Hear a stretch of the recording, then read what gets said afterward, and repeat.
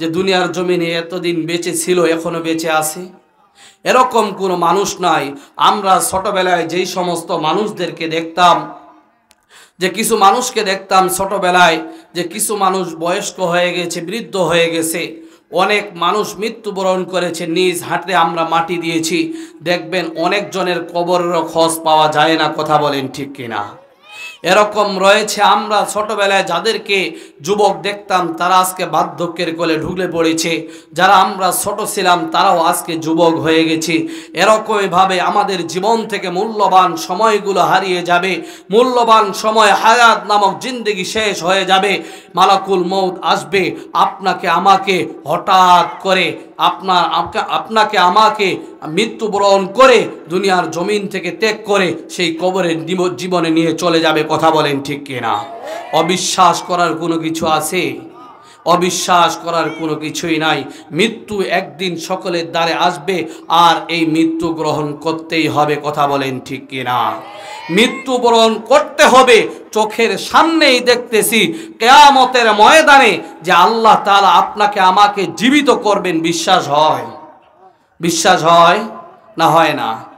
আল্লাহ তাআলা যে আপনাকে আমাকে মৃত্যু হবে তারপর আবার জীবিত করবে, এর প্রতি বিশ্বাস আছে? অনেক মুসলমানদের আছে। আবার অনেক মুসলমান চিন্তা করে, হায় মৃত্যু হয়ে গেলেই তো শেষ, হাড্ডি নাড়িগুড়ি সব তো পচে যাবে, আল্লাহ তাআলা আবার কেমন ভাবে আপনাকে আমাকে জীবিত করবে? এরকমই এক প্রশ্ন হযরতে ইব্রাহিম আলাইহিস সালাতু ওয়াস সালাম আল্লাহ তাআলাকে করেছিলেন। সম্মানিত মুসলমান ভাইয়ারা আমার, প্রত্যেকটি মানুষকে একদিন মৃত্যুর স্বাদ গ্রহণ করতে হবে। শুধু মৃত্যুর স্বাদ প্রত্যেকটি মানুষকে গ্রহণ করতে হবে এমন নয়।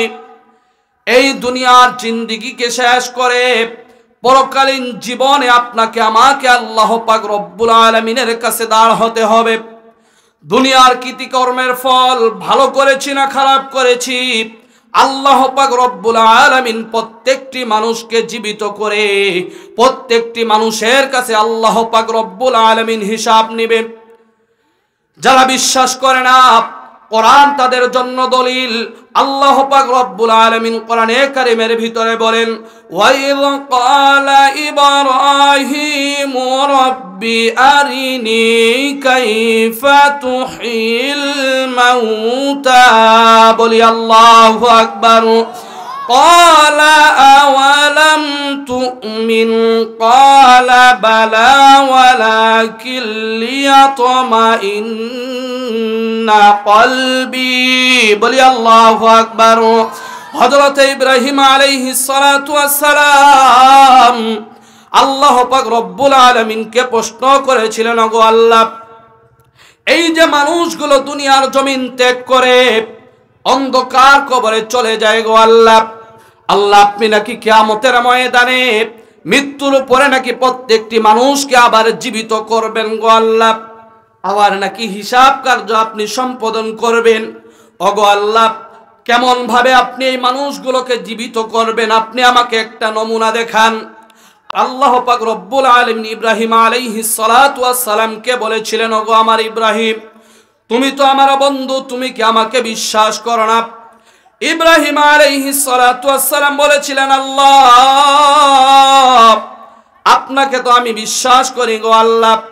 আপনি মানুষগুলোকে দুনিয়ার জমিনে সৃষ্টি করেছেন, ভালো মন্দর হিসাব আপনি কিয়ামতের ময়দানে নেবেন, মৃত্যুর পরে আপনি নেবেন। তাহলে ইব্রাহিম তুমি এই প্রশ্ন করলা কেন যে মানুষগুলোকে আপনি জীবিত করবেন কিভাবে? ইব্রাহিম আলাইহিস সালাম, তুমি 4টা পাখিকে এক জায়গায় করো, বাজার থেকে ক্রয় করে 4টা পাখিকে এক জায়গায় করে তুমি কিছুদিন তাদেরকে পোষ মানাও। এমন ভাবে পোষ মানাবে তুমি যে পাখিগুলোকে ডাকবে সঙ্গে সঙ্গে যেন তোমার এই পাখিগুলো যেন তোমার ডাকে যেন সাড়া দিয়ে দেয়। ইব্রাহিম আলাইহিস সালাতু ওয়াস সালাম আল্লাহ পাক রব্বুল আলামিনের নির্দেশে 4টি পাখি ক্রয় করলেন। বলেন কয়টি পাখি? 4টি পাখি ক্রয় করলেন। বাসায় সেই পাখিগুলোকে সুন্দর করে পোষ মানালেন, এমন ভাবে পোষ মানালেন যে পাখিগুলোকে ডাকার সঙ্গে সঙ্গে সেই পাখিগুলো ইব্রাহিম আলাইহিস সালাতু ওয়াস সালামের কাছে চলে আসে। এবার আল্লাহ পাক রব্বুল আলামিন ইব্রাহিম আলাইহিস সালাতু ওয়াস সালামকে বললেন, ও ইব্রাহিম, পাখিগুলো তো পোষ মেরে গেছে, এবার এই পাখিগুলোকে কি করো? তুমি এই পাখিগুলোকে জবাই করো। জবাই করার পরে তাদের চামড়া, হাড্ডি, মাংসগুলোকে তুমি কচি কচি করে করো। এমন ভাবে করবা 4টি পাখির মাংস এক জায়গায় তুমি করবা, তাদের ভিতরে যেন কোনো চিহ্ন না থাকে। ইব্রাহিম আলাইহিস সালাতু ওয়াস সালাম আল্লাহ পাক রব্বুল আলামিনের নির্দেশে 4টি পাখিকে জবাই করলেন, তাদের মাংস হাড়গুলোকে এক জায়গায় একত্রিত করলেন। একত্রিত করে ইব্রাহিম আলাইহিস সালাতু ওয়াস সালাম 4টি পাখির মাংস 4 পাহাড়ের ভিতরে রেখে দিলেন। বলেন কয় পাহাড়ে? 4 পাহাড়ে রেখে দিলেন। এবার আল্লাহ পাক রব্বুল আলামিন নির্দেশ দিলেন, ও ইব্রাহিম, এই যে তুমি 4টি পাখির মাংস 4 পাহাড়ের ভিতরে বিচ্ছিন্ন করে রেখেছ, তোমার কাছে তো চিহ্ন নাই। এবার তুমি ডাকো সেই পাখিগুলোকে, দেখবা তোমার কাছে সেই পাখিগুলো চলে আসবে। ইব্রাহিম আলাইহিস সালাতু ওয়াস সালাম চিন্তা করলেন, পাখিগুলোকে যে ডাকবো, পাখিগুলো তো আসবে, কিন্তু পাখি উড়ে আসে না, হাটে আসে। কি করে আসে? পাখি তো উড়ে আসে। ইব্রাহিম আলাইহিস সালাতু ওয়াস সালাম চিন্তা করলেন, এই পাখিগুলো যদি উড়ে আসে, তাহলে তো আকাশের ভিতরে তো আরো পাখি উড়ায়, তাহলে তাদের সঙ্গে মিশ্রিত হয়ে যাবে বা অন্য পাখি চলে আসতে পারে। এবার ইব্রাহিম আলাইহিস সালাতু ওয়াস সালাম আল্লাহ পাক রব্বুল আলামিনকে বললেন, ও আল্লাহ, এই পাখিগুলো যেন উড়ে উড়ে না আসে, এই পাখিগুলো যেন হেঁটে হেঁটে আমার কাছে আসে। আল্লাহ পাক রব্বুল আলামিন ইব্রাহিম আলাইহিস সালাতু ওয়াস সালামকে বললেন, ও ইব্রাহিম, তুমি যেইভাবে চাইবা সেইভাবেই পাখিগুলো তোমার সামনে এসে ধরা দিবে। বলুন সুবহানাল্লাহ। ইব্রাহিম আলাইহিস সালাতু ওয়াস সালাম সেই পাখিগুলোর মাংসগুলোকে 4 পাহাড়ের ভিতরে রেখে দিয়ে ইব্রাহিম আলাইহিস সালাতু ওয়াস সালাম একটু দূরের ভিতরে দাঁড়ালেন এবং সেই পাখিগুলোকে ডাক দিলেন। ডাক দেওয়ার সঙ্গে সঙ্গে 4 পাহাড় থেকে সেই পাখির মাংস, চামড়াগুলো একত্রিত হয়ে হাঁটতে হাঁটতে ইব্রাহিম আলাইহিস সালাতু ওয়াস সালামের কুদরতি পায়ে গিয়ে ধরা দিয়ে দিয়েছে। বলুন সুবহানাল্লাহ। তাহলে যে ইব্রাহিম আলাইহিস সালাতু ওয়াস সালাম 4টা পাখির মাংসকে জবাই করে একত্রিত করে 4 পাহাড়ে রাখলেন, এই পাখিগুলোকে যে আল্লাহ পাক রব্বুল আলামিন তাদের মাংস, হাড়, গুড়কে এক জায়গায় করে ইব্রাহিমের সামনে নিয়ে আসলেন, সে আল্লাহ পাক রব্বুল আলামিন আপনার আমার হাড্ডি মাংস পচে গেলে আল্লাহ তাআলা কিয়ামতের ময়দানে এক জায়গায় করার সামর্থ্য রাখেন কি রাখেন না? অবশ্যই রাখেন, আর রাখবেনও। কাল কঠিন কিয়ামতের দিনে আপনার আমার হিসাব কার্য সম্পাদন হবে। কথা বলেন ঠিক কিনা? এখন বেছে নিতে হবে পথ 2টা। আমার কিছু সংখ্যক উম্মত রয়েছে, সৎ পথেই হাঁটতে হবে। কথা বলেন ঠিক কিনা? আর যদি জাহান্নামে যেতে চাই তাহলে খারাপ পথেই হাঁটতে হবে। কথা বলেন ঠিক কিনা? তাহলে আমরা কে কে জান্নাতে যেতে চাই? 2খানা হাত তুলে আল্লাহকে দেখাই, লিল্লাহে তাকবীর, লিল্লাহে তাকবীর, লিল্লাহে তাকবীর। সম্মানিত উপস্থিতি, আপনি আমি জান্নাতে যেতে চাই এই কোরআন নিয়ে, না এই কোরআনকে ত্যাগ করে? এই কোরআন নিয়ে কথা বলেন ঠিক কিনা? এই কোরআনের পক্ষে থেকে না বিপক্ষে থেকে? কথা বলেন, এই কোরআনের পক্ষে থেকে না বিপক্ষে থেকে? এই কোরআনের পক্ষে থেকেই আপনাকে আমাকে জীবন শেষ করতে হবে। কথা বলেন ঠিক কিনা? আর এই কোরআনের বিপক্ষে যদি আপনি আমি চলে যাই, তাহলে আমরা দেখেছি বিগত স্বৈরাচারী শাসকরা এই কোরআনের বিপক্ষে তারা চলে গিয়েছিল, হাজার আলেমদের হাতে হাত করা পড়িয়েছিল, পায়ে বেড়ি পরিয়ে তারা আদালতে তুলেছিল। কথা বলেন ঠিক কিনা? আজকে আমরা সময়ের ব্যবধানে দেখেছি যেই সমস্ত দলকে, যেই সমস্ত আলেমদেরকে তারা নিষিদ্ধ করেছিল, সেই সমস্ত দলগুলো, সেই সমস্ত আলেমগুলোকে সম্মানিত করেছেন আল্লাহ। কথা বলেন ঠিক কিনা? সময়ের ব্যবধানে আজকে তারাই দেশ থেকে পালিয়ে যেতে এবং লাঞ্ছিত হতে তারাই হয়েছে। কথা বলেন ঠিক কিনা? এজন্য আমাদের সোনার বাংলায় বিগত সময়ে আর আমরা কোরআনের বিপক্ষে কোনো আইন আমরা দেখতে চাই না। কথা বলেন ঠিক কিনা? আমরা আর আমার সোনার বাংলায় আমরা কোনো স্বৈরাচারী শাসককে দেখতে চাই না। আমার সোনার বাংলায় আমরা এমন কিছু দেখতে চাই যেখান থেকে পরিবার থেকে নিয়ে সংসদ পর্যন্ত যেখানে কোরআনের আইন চলবে, সেটাই আমরা দেখতে চাই। কথা বলেন ঠিক কিনা?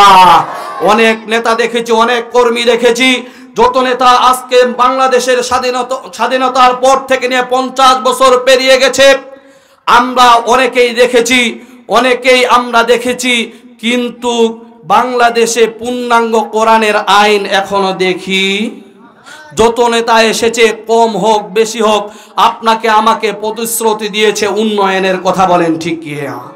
কম হোক বেশি হোক, উন্নয়নের প্রতিশ্রুতি দিয়ে কম বেশি তারা দেশের সম্পদ লুটপাট, কথা বলেন, লুটপাট করেছে। কিন্তু বাংলাদেশ এখন পর্যন্ত এই কোরআনের পূর্ণাঙ্গ আইন দেখতে পেরেছে?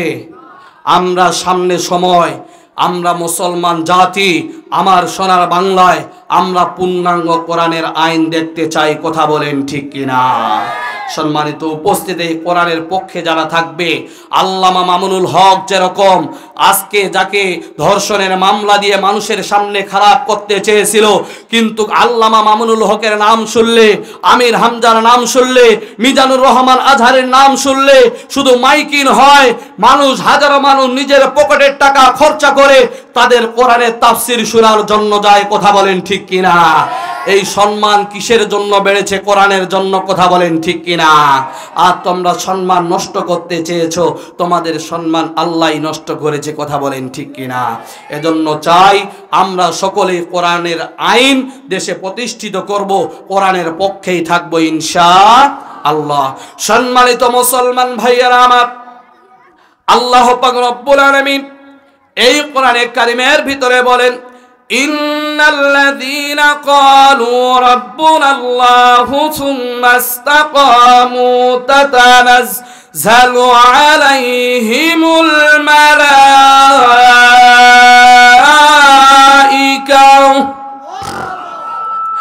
আল্লা তাখাফু ওয়া লা তাহজানু وَأَبْشِرُوا بِالْجَنَّةِ। বলি আল্লাহু আকবার। আল্লাহ পাক রব্বুল আলামিন ডাক দিয়ে বলেন, নিশ্চয়ই যারা সাক্ষ্য দেয়, নিশ্চয়ই যারা সাক্ষ্য দেয় আমার রব আল্লাহ। বলেন দেখি আমাদের রবকে, আমাদের রবকে। আল্লাহ পাক রব্বুল আলামিন ডাক দিয়ে বলেন, নিশ্চয় যারা সাক্ষ্য দেয় আমার রব আল্লাহ, এবং যারা সত্যের পথে অবিচল থাকে, মৃত্যু আসার পূর্বে একদল ফেরেশতা তাদেরকে জানিয়ে দেয়, তোমাদের কোনো টেনশন নাই, তোমাদের কোনো ভয় নাই, তোমাদের মৃত্যু হতে দেরি হবে, তোমাদের আল্লাহর জান্নাতে প্রবেশ করতে দেরি হবে না। বলুন সুবহানাল্লাহ। আল্লাহর জান্নাতে যাওয়ার ইচ্ছা আছে কি নাই? সকলের ইচ্ছা আছে আল্লাহর জান্নাতে যাব, কিন্তু আমরা সাক্ষ্য দিয়েছি নিশ্চয়। আল্লাহ পাক রব্বুল আলামিন বলেন, নিশ্চয় যারা সাক্ষ্য দেয় আমার রব আল্লাহ, সকলেই সাক্ষ্য দিয়েছি আমার রব আল্লাহ। কিন্তু পরে আল্লাহ তাআলা বলেন, নিশ্চয় যারা সাক্ষ্য দেয় আমার রব আল্লাহ এবং সত্যের পথে অবিচল থাকে। বলেন দেখি আপনি আমি সকলেই কি সত্যের পথে অবিচল? সত্যের পথে অবিচল কারা? ঘুষ খায় যারা, সুদ খায় যারা, মানুষের জমিরাইল ঠেলে যারা, এই কথা কয় না, বুঝে না কথা। মানুষের জমিরাইল যারা ঠেলে তারা কি সত্যের পথে অবিচল? ঘুষ খায় তারা কি সত্যের পথে অবিচল? মিথ্যা কথা যারা বলে তারা কি সত্যের পথে অবিচল? সত্যের পথে অবিচল তো তারা আল্লাহর দেওয়া নির্দেশ এবং রাসূলের সুন্নাত মোতাবেক যারা জীবন গড়ে তারাই সত্যের পথে অবিচল। কথা বলেন ঠিক কিনা?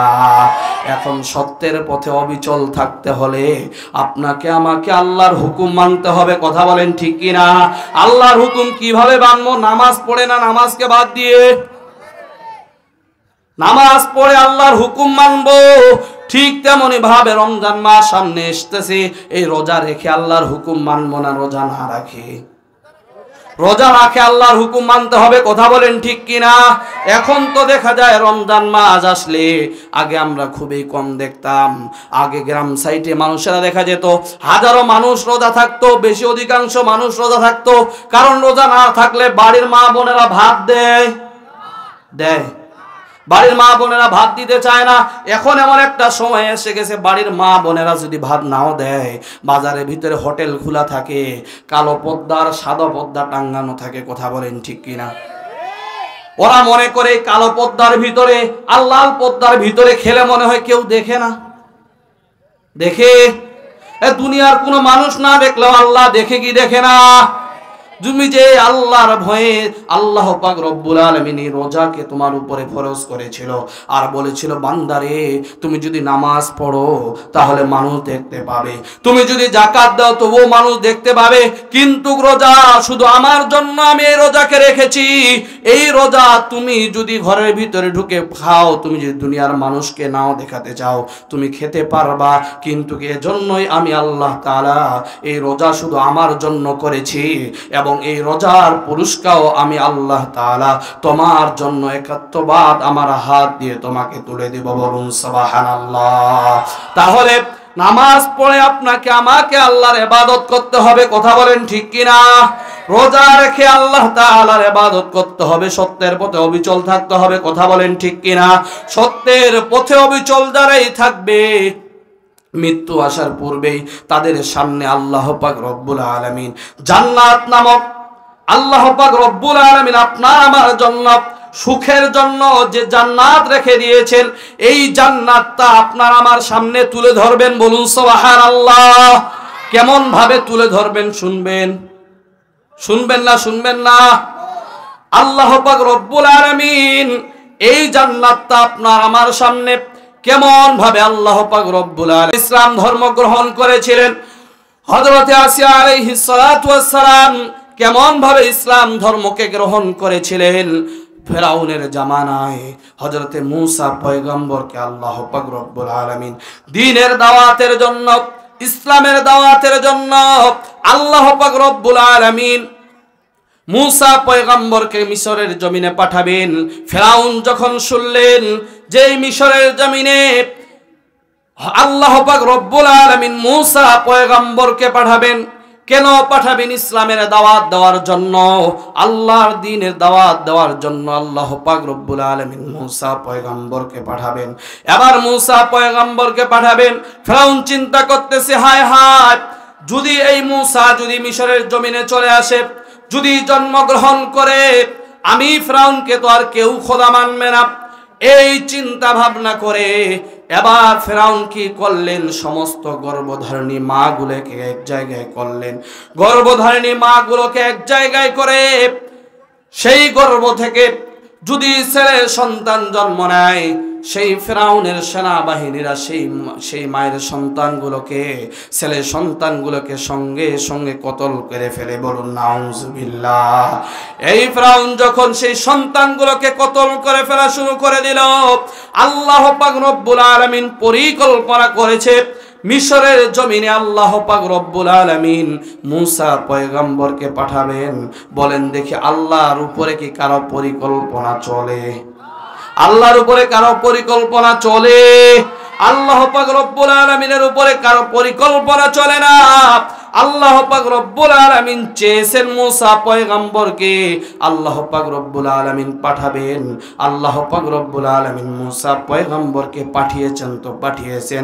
শুধু তাই নয়, এই মূসা পয়গম্বরকে আল্লাহ পাক রব্বুল আলামিন সেই ফিরআউনের বাড়িতেই লালিত পালিত করিয়েছেন। বলুন সুবহানাল্লাহ। শুধু তাই নয়, এই ফিরআউনের ঘরে মূসাকে লালিত পালিত করে এই ফিরআউনের স্ত্রী হযরতে আসিয়া আলাইহিস সালাতু ওয়াস সালাম সেই মূসার হাত থেকে কালিমাও গ্রহণ করেছেন। বলুন সুবহানাল্লাহ। একদিন রাতের বেলা হযরতে আসিয়া আলাইহিস সালাতু ওয়াস সালাম আল্লাহ পাক রব্বুল আলামিনের নামে জিকির গাইতেছেন। ফিরআউন দেখলেন তার স্ত্রী কার নামের যেন জিকির করতেছে। এবার ফিরআউন তার স্ত্রীকে ডেকে ডেকে বললেন, ও আমার স্ত্রী, এত রাতের বেলা তুমি কার নামের জিকির করো? এবার আসিয়া আলাইহিস সালাতু ওয়াস সালাম ডেকে ডেকে বললেন, ও আমার স্বামী, আমি তো রবের নামের জিকির করতেছি। বলুন সুবহানাল্লাহ। এবার ফিরআউন বলে, আমি তো তোমার রব, আমি তো তোমার খোদা, আবার তুমি কোন খোদা কোন রবের নামের জিকির করতেছ? এবার ফেরাউনের স্ত্রী আসিয়া আলাইহিস সালাতু ওয়াস সালাম ডেকে ডেকে বললেন, ও আমার প্রাণপ্রিয় স্বামী, তোমাকে যে আল্লাহ সৃষ্টি করেছেন, আমাকে যে আল্লাহ সৃষ্টি করেছেন, সেই আল্লাহর নামের জিকির আমি করতেছি, বলুন সুবহানাল্লাহ। চিৎকার মেরে বলি সুবহানাল্লাহ। এই ফেরাউনের মাথা গরম হয়ে গেছে যে আসিয়া বলে কি, আসিয়া নাকি আমাকে নাকি মানে না, আমাকে নাকি মানে না, আমার স্ত্রী নাকি আল্লাহর নামের জিকির করে। এখন বলেন দেখি, ঘরের বউ যদি তাকে না মানে, তাহলে কি বাইরের মানুষ কি ফেরাউনকে খোদা মানবে? এই কথা বলেন, মানবে? ঘরের বউ আপনাকে যদি না মানে, তাহলে কি বাইরের পুরুষেরা কি আপনাকে দাম দিবে? এই কথা বলেন, দিবে? আপনাকে যদি আপনার স্ত্রী সম্মান না দেয়, আপনার স্ত্রী যদি আপনাকে মর্যাদা না দেয়, তাহলে বাইরের মানুষেরা কখনো সম্মান মর্যাদা দেবে? আজকালকার মা বোনেরা কি আপনাকে আমাকে সম্মান দেয়? এই কথা কয় না, দেয়? দেয় না? ক্যামেরা ঘুরাক, আমার নানা মামা সবাই দেখুক, আমার নানিগুলো মামিগুলো সম্মান দেয় কি দেয় না, ঘরে আছে খবর আছে। তাহলে সম্মান দেয়, এটা তাদের অপরাধ। কথা বলেন ঠিক কিনা? তাদের বিপক্ষে বলবো না, তাদেরকে সংশোধন করার জন্যই কথা হবে। কথা বলেন ঠিক কিনা? কথা বলেন ঠিক কিনা? বলবো না, বলবো না। আজকে অধিকাংশ ঘরের ভিতরে দেখা যায় পুরুষরা মা বোনদের উপরে জিম্মি। কথা বলেন ঠিক কিনা? তারা যেভাবে চায় সেভাবেই সংসার গুছায়। কথা বলেন ঠিক কিনা? যদি বলে আজকে মার্কেটে যেতেই হবে, তাহলে আর কোনো কথাই নেই, যেতেই হবে। কথা বলেন ঠিক কিনা? স্বামীর উপরে তারা আজকে খবরদারিতা, তারা তাদের শাসন চালাতে চায়। কথা বলেন ঠিক কিনা? আমি বলতে চাই, বিগত 16 বছর তোমরা নারী জাতি সরকার ছিল, এখন কিন্তু আমাদের দলের লোক রয়েছে। কথা বলেন ঠিক কিনা? তোমাদের ক্ষমতা শেষ, এখন আমাদের ক্ষমতা। কথা বলেন ঠিক কিনা? আর বিগত সময়ও আমরা নারী শাসন আর দেখতে চাই, এমন একজন শাসক দেখতে চাই, যেই শাসক, যেই নেতা বাইতুল মুকাররমে ইমামতি করার যোগ্যতা রাখে। কথা বলেন ঠিক কিনা? আমরা পুরুষ নেতৃত্ব দেখব, যার নেতৃত্ব, যে মানুষটার পিছনে হাজারো আলেমরা, হাজারো আমরা মুসলমান জাতি দাঁড়িয়ে নামাজ আদায় করতে পারবো। কথা বলেন ঠিক কিনা? এজন্য তোমাদের ক্ষমতা যেহেতু শেষ হয়ে গেছে, তোমরা এটাই চিন্তা করো, যদি তোমাদের ক্ষমতা তোমরা যদি দেখাতে চাও, যেরকম এক নারী নিজের ক্ষমতা দেখাতে গিয়ে নিজে দুনিয়ার জমিনে লাঞ্ছনার ভিতরে পড়েছে, আখেরাতেও কিন্তু লাঞ্ছনা আছে না নাই? তাহলে মা বোনেরা যদি স্বামীদেরকে সম্মান না করে, দুনিয়ার ভিতরেও তারা লাঞ্ছনার ভিতরে পড়বে, আখেরাতেও পড়বে। কথা বলেন ঠিক কিনা? কারণ আল্লাহ রাসূল সাল্লাল্লাহু আলাইহি ওয়াসাল্লামের হাদিস, হাজারো হাফেজ আলেমরা বসে আছে স্টেজে, আল্লাহ রাসূল সাল্লাল্লাহু আলাইহি ওয়াসাল্লাম তাদের জন্য 4টি আমল রেখে গিয়েছেন। বলে গিয়েছেন, তোমাদেরকে বেশি আমল করার দরকার নাই, 4টি আমল করলেই তোমাদের জন্য আল্লাহ তাআলা 8টা জান্নাতের দরজা খুলে দিবেন। বলুন সুবহানাল্লাহ। 1 নম্বরে তাদের জন্য নামাজ, 2 নম্বরে তাদের জন্য পর্দা। আজকে অধিকাংশ মা বোনেরা নামাজ পড়ে, রোজাও রাখে। কথা বলেন ঠিক কিনা? কিন্তু 3 নম্বরে যখন চলে আসে স্বামীর সেবা, তখন সেটা আর করে। কথা বলেন, করে? ও মুসলমান ভাইয়েরা আমার, ও পদ্মানিশী মা বোনেরা, তোমাদের বিপক্ষে কথা বলার জন্য আমি সাকিব আল হুসাইনি আসিনি। কারণ তোমার মতো মায়ের পেটে আমি সাকিব আল হুসাইনিও জন্ম নিয়েছি। কথা বলেন ঠিক কিনা? তোমাদের জীবনের ভুলগুলো ধরিয়ে দিতে আমি আজকে কথা বলবো গো মা।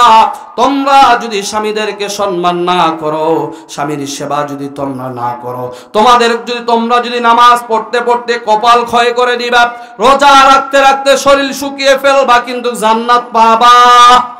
কারণ আল্লাহ রাসূল সাল্লাল্লাহু আলাইহি ওয়াসাল্লাম বলেন, আল্লাহ পাক রব্বুল আলামিন যদি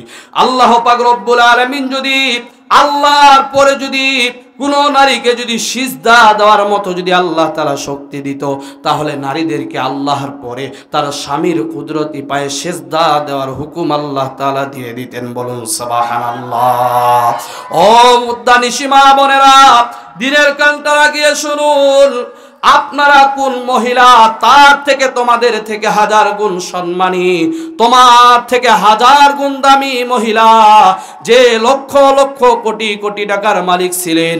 মক্কার জমিনের টপ 10 জন লেভেলের ধনাঢ্য ব্যক্তিদের ভিতরে একজন ধনাঢ্য ব্যক্তি ছিলেন খাদিজাতুল কুবরা রাদিয়াল্লাহু তাআলা আনহা। বলুন সুবহানাল্লাহ।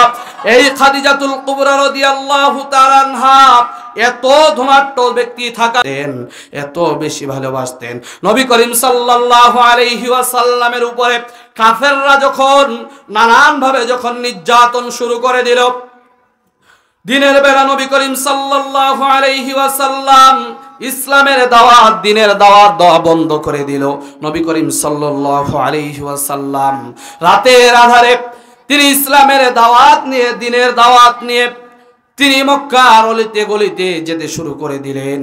রাতের বেলা যখন রাত 1টা বাজে 2টা বাজে, রাত 1টা বাজে 2টা বাজে, নবী করিম সাল্লাল্লাহু আলাইহি ওয়াসাল্লাম দ্বীনের দাওয়াত শেষ করে, ইসলামের দাওয়াত শেষ করে যখন বাসার ভিতরে চলে আসতেন, বাসায় এসে দরজার ভিতরে একটি লক করতেন, আর আসসালামু আলাইকুম ওয়া রাহমাতুল্লাহ বলার সঙ্গে সঙ্গে খাদিজাতুল কুবরা রাদিয়াল্লাহু তাআলা আনহা দরজাটা সঙ্গে সঙ্গে খুলে দিতেন। বলুন সুবহানাল্লাহ। খাদিজাতুল কুবরা রাদিয়াল্লাহু তাআলা আনহা দরজা খুলে দিতেন। নবী করিম সাল্লাল্লাহু আলাইহি ওয়াসাল্লাম খাদিজার দিকে লক্ষ্য করে বলতেন, খাদিজা রে, এখন তো রাত্রি অনেক হয়ে গেছে রে খাদিজা, কি খবর? একটা মাত্র সালাম দিয়েছি, একটা মাত্র দরজায় টোকা দিয়েছি, সঙ্গে সঙ্গে তুমি দরজাটা খুলে দিলে রে খাদিজা, কি খবর? তুমি কি ঘুমাও নাই নাকি? খাদিজাতুল কুবরা রাদিয়াল্লাহু তাআলা আনহা সঙ্গে সঙ্গে জবাব দিতেন, ওগো আল্লাহর রাসূল, আপনি যতক্ষণ বাইরে থাকেন, আপনি যতক্ষণ বাইরে থাকেন দিনের দাওয়াত নিয়ে, আমার খাদিজার টেনশন হয়, আমার প্রাণ প্রিয় স্বামী বাইরে রয়ে গেছে, না জানি কাফেররা তার উপর নির্যাতন করতেছে নাকি, তার উপরে কোনো নির্যাতন করতেছে নাকি, তিনি কখন বাসায় ফিরবেন, এই টেনশন নিয়ে আমি থাকি। ততক্ষণ পর্যন্ত আমি খাদিজা আমার পিঠ মোবারক আমি বিছানার ভিতরে লাগাই না। বলুন সুবহানাল্লাহ। চিৎকার মেরে বলি সুবহানাল্লাহ। সুবহানাল্লাহ মুখ দিয়ে বাইর হয় না? হয়। আপনার আমার স্ত্রী কি আপনার আমার জন্য দরজায় দাঁড়িয়ে থাকে? ঘুমের তো ঘুম, রাতের বেলা সালাম তো দূরে কথা, ভুল করে মনে হোক কোন স্ত্রী এখন স্বামীকে সালাম দেয়? এক কথা বলেন, দেয়? হাজারো মা বোনেরা আজকে স্বামীদেরকে সালাম দেয়, কারণ লজ্জা লাগে, স্বামীকে সালাম দিতে লজ্জা লাগে। আজকে প্রত্যেকটা সংসারে আজকে যত মানুষ রয়েছি, মনে হয় শতকরা একটা মানুষ হাত তুলে বলতে পারবে না যে হুজুর আমার পরিবারে কোনো অশান্তি নাই, আমি সুখের সাগরে ভেসে আছি। এরকম একজন মানুষ আছে? কথা বলেন, আছে? হাত তুলতে পারবেন? কেউ হাত তুলতে পারবো না, কারণ একটাই, আজকে প্রত্যেকটা পরিবার অশান্তি দিয়ে ভরে গেছে, কারণ একটাই, পরিবারের ভিতরে সুখ নামক দৌলতকে আল্লাহ তাআলা কেড়ে নিয়ে নিয়েছেন। কথা বলেন ঠিক কিনা? প্রত্যেকটা পরিবার থেকে সালাম নামক জিনিসটা উঠে গেছে, প্রত্যেকটা পরিবারে গ্রামীণ ব্যাংক আর ঠেঙ্গা মারা ঢুকে গেছে। কথা বলেন ঠিক কিনা? কথা বলেন ঠিক কিনা? গ্রামীণ ব্যাংক ঠেঙ্গা মারা আপনার আমার কাছে আসে? আপনার আমার কাছে আসে না? আমাদের মা বোনের কাছে আসে?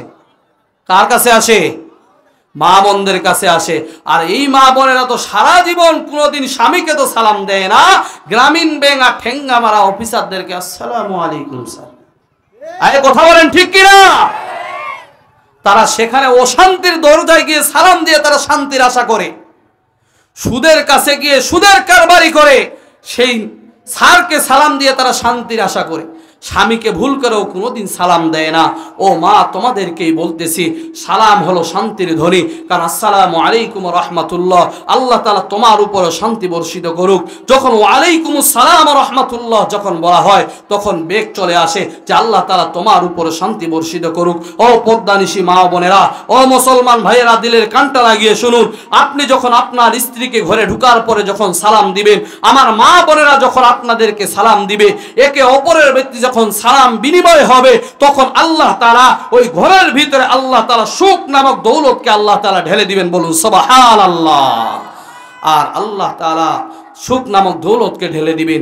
আর যদি এ বাদ দিয়ে যদি আপনি আমি যদি ইসলামী কালচারের বাইরে চলে যাই আর বাড়ির ভিতরে স্ত্রীদেরকে টেলিভিশন নিয়ে বসিয়ে দেই, তাহলে অশান্তি ছাড়া আর কিছুই হবে।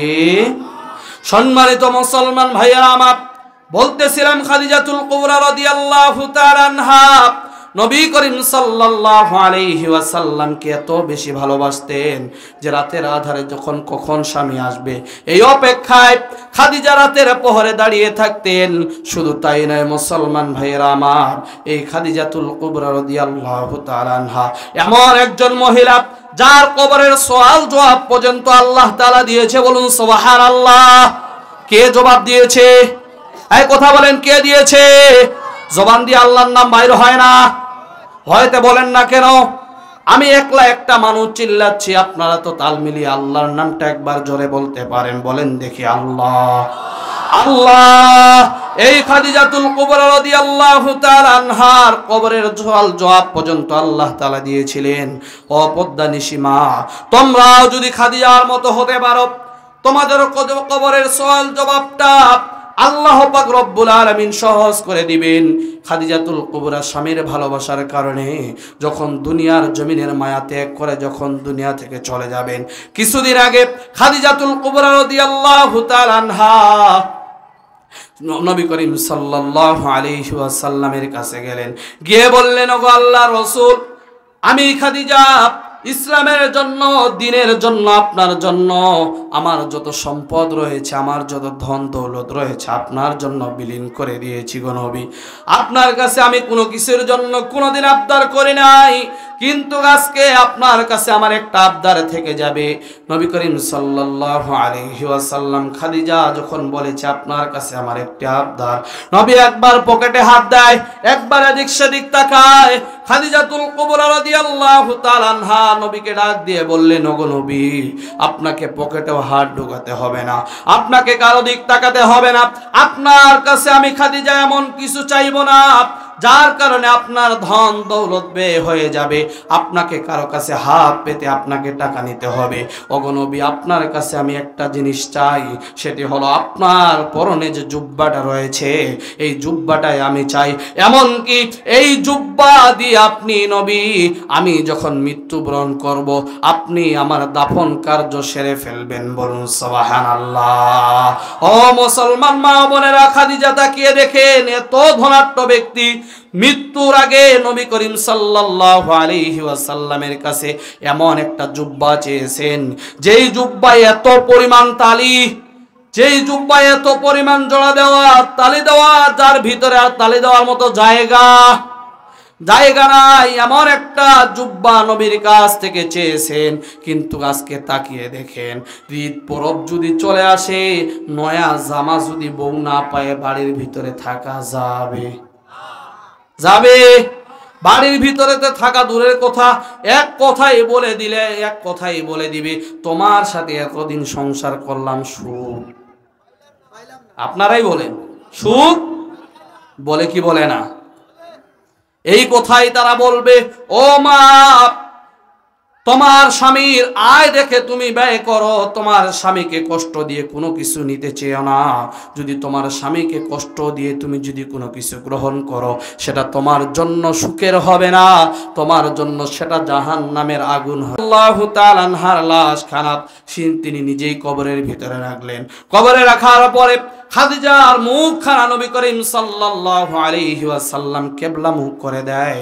একবার নয়, দুইবার নয়, তিনবার নয়, বারবার খাদিজার মুখটাকে কিবলা দিক করে দেয়। কিন্তু খাদিজার মুখটা আবার বরাবর সোজাসুজি আসমানের দিকে চলে আসে। নবী করিম সাল্লাল্লাহু আলাইহি ওয়াসাল্লাম চিন্তা করলেন, কি ব্যাপার, আমি খাদিজার মুখটাকে কিবলা দিক করে দিই, খাদিজার মুখটা কেন জানে উপর দিক চলে আসে।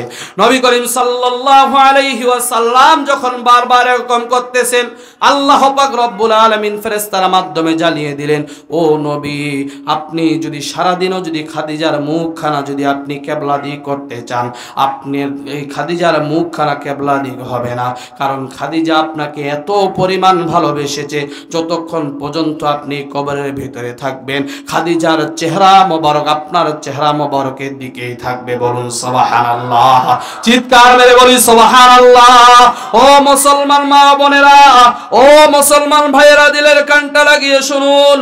যখন খাদিজাতুল কুবরা রাদিয়াল্লাহু তাআলা আনহার মুখখানা যখন আসমানের দিকে উঠতেছে, এবার নবী করিম সাল্লাল্লাহু আলাইহি ওয়াসাল্লাম খাদিজাকে সুন্দর করে দাফন কার্য করলেন। করে কবরের পাশে নবী করিম সাল্লাল্লাহু আলাইহি ওয়াসাল্লাম কবরের পাশে দাঁড়িয়ে আছেন। সমস্ত সাহাবীরা দাফন কার্য শেষ করে বাসার দিকে রওনা হচ্ছেন। এমন সময় শেষে যে সাহাবীরা বাসার দিকে যাচ্ছেন, নবী করিম সাল্লাল্লাহু আলাইহি ওয়াসাল্লামকে বারবার ডাকতেছেন, ওগো নবী চলেন বাসার ভিতরে যাই। নবী করিম সাল্লাল্লাহু আলাইহি ওয়াসাল্লামের চোখ দিয়ে ঝরে পানি পড়তেছে আর বলতেছে, যতক্ষণ পর্যন্ত খাদিজার কবরের সওয়াল জবাব হবে না ততক্ষণ পর্যন্ত আমি নবী বাসার ভিতরে যাব না। বলুন সুবহানাল্লাহ। নবী করিম সাল্লাল্লাহু আলাইহি ওয়াসাল্লাম কবরের পাশে দাঁড়িয়ে আছেন। খাদিজার কবরের সওয়াল জবাব কখন হবে আর কখন নবী করিম সাল্লাল্লাহু আলাইহি ওয়াসাল্লাম বাড়ির দিকে ফিরবে, এমন সময় আল্লাহ পাক রব্বুল আলামিন ফেরেশতার মধ্য দিয়ে জানিয়ে দিলেন, ও ফেরেশতা আমার নবীকে গিয়ে জানিয়ে দাও খাদিজার সওয়াল জবাবের প্রয়োজন নাই। খাদিজার সওয়াল জবাবের প্রয়োজন নাই। কারণ কেন সওয়াল জবাবের প্রয়োজন নাই? নবী করিম সাল্লাল্লাহু আলাইহি ওয়াসাল্লামকে ফেরেশতার মাধ্যমে জানিয়ে দেওয়া হলো খাদিজার কেন সওয়াল জবাবের প্রয়োজন নাই। এজন্যই প্রয়োজন নাই, খাদিজা এত পরিমাণ তার স্বামীকে নবীকে এত পরিমাণ ভালোবেসেছে। এই ভালোবাসার কারণে আল্লাহ পাক রব্বুল আলামিন খাদিজার উপরে সন্তুষ্ট হয়ে গেছে। বলুন সুবহানাল্লাহ। আল্লাহ পাক রব্বুল আলামিন নবীকে জানিয়ে দিয়ে বলেন, ও নবী, ও আমার বন্ধু, যেই খাদিজা তোমাকে এত ভালোবেসেছে, যেই খাদিজা তোমাকে এত ভালোবেসেছে, সেই খাদিজা তোমাকে ভালোবাসার কারণে আমি খাদিজার কবরের সওয়াল জবাব আমি রব্বে কারিম স্বয়ং দিয়ে দিলাম। বলুন সুবহানাল্লাহ। কেন দিয়েছে? স্বামীর সাথে ঝগড়া করার জন্য, স্বামীর সাথে মারামারি করার জন্য, স্বামীকে অহেতুক ভাষায় গালিগালাজ করার জন্য। আজকের সমাজে অধিকাংশ মা বোনেরা স্বামীকে যা তা করে গালিগালাজ করে, কথা বলেন ঠিক কিনা? ও মা, তোমরা খাদিজাতুল কুবরা রাদিয়াল্লাহু তাআলা আনহার মতো সম্মানী মা, ও মা, তোমরা যদি চাও তোমরাও জান্নাতে যেতে পারবা, কিন্তু কারণ তোমাদের কন্ডিশন হলো তোমাদেরকে স্বামীর খেদমত করতে হবে, কথা বলেন ঠিক কিনা? নামাজ পড়তে হবে, রোজা করতে হবে, স্বামীর খেদমত করতে হবে, পর্দা করতে হবে। এই চারটি জিনিস যদি তোমাদের মাঝে থেকে যায় তাহলে খাদিজার মতো সম্মানী হয়ে তোমরা আছে। সেই ফেরাউনের কাহিনী থেকে, কথা বলেন ঠিক কিনা? ফেরাউন এত জালিমকারী বাদশাহ, এত খারাপ লোক। এই ফেরাউনের স্ত্রী যখন ইসলাম ধর্ম গ্রহণ করলেন, ফেরাউন চিন্তা করতেছে, হায় হায়, আমার ঘরের স্ত্রী আমাকে মানে না,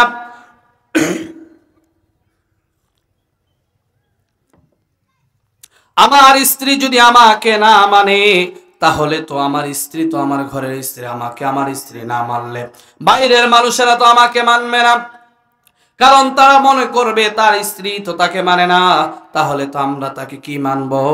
এজন্য ফেরাউন চিন্তা করলেন, না না, আমার স্ত্রীকে আর বাঁচিয়ে রাখা যাবে না। এবার ফেরাউন কি করলেন? তার স্ত্রীকে মানার জন্য সেনাপতিদেরকে ডাকলেন।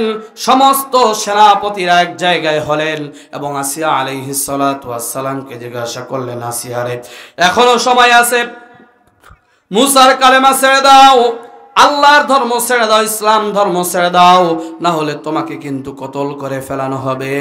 আসিয়া আলাইহিস সালাতু ওয়াস সালাম বলতেছিলেন, আমার জীবন চলে যাবে, আমার জীবন চলে যাবে, তবু আমি আল্লাহর প্রতি, যে আল্লাহর প্রতি ইসলাম নিয়ে এসেছি, আল্লাহর প্রতি ঈমান নিয়ে এসেছি, আমি আসিয়া আল্লাহর প্রতি ঈমান ত্যাগ করব না। বলুন সুবহানাল্লাহ।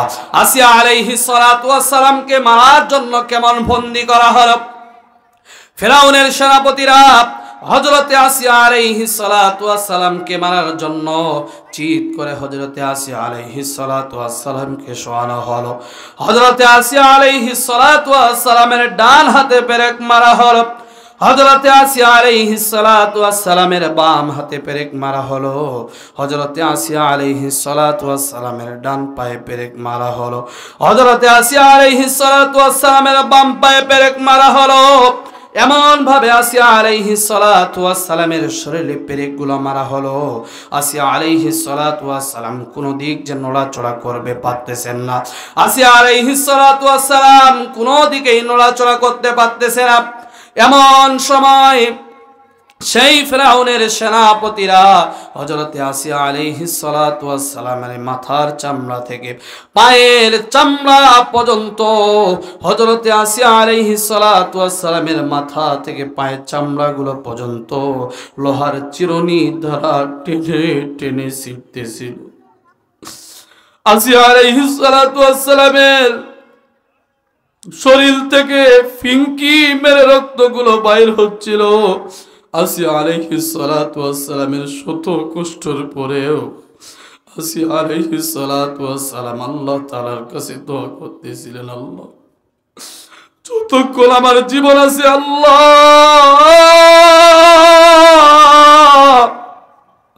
আমি আসিয়া ইসলাম ধর্ম ত্যাগ করব না গো আল্লাহ। আসিয়া আলাইহিস সালাতু ওয়াস সালামের শরীর বেয়ে বেয়ে রক্তগুলো বাইর হচ্ছিল, ফিঙ্কি মেরে কষ্ট হচ্ছিল। আল্লাহ পাক রব্বুল আলামিন জিবরাইল আমিনকে পাঠিয়ে দিলেন, যাও জিবরাইল যাও, আমার আসিয়া এত কষ্টের পরেও ইসলাম ধর্মকে টিকিয়ে রেখেছে, আমার আসিয়া কি চায়? আসিয়া আলাইহিস সালাতু ওয়াস সালাম বলতেছিলেন, জিবরাইল আমিন যখন বলতেছিলেন আপনি আল্লাহ তাআলার কাছে কি চান? প্রধানমন্ত্রীর আগমন, শুভেচ্ছা স্বাগত। প্রধানমন্ত্রীর আগমন, প্রধানমন্ত্রীর আগমন,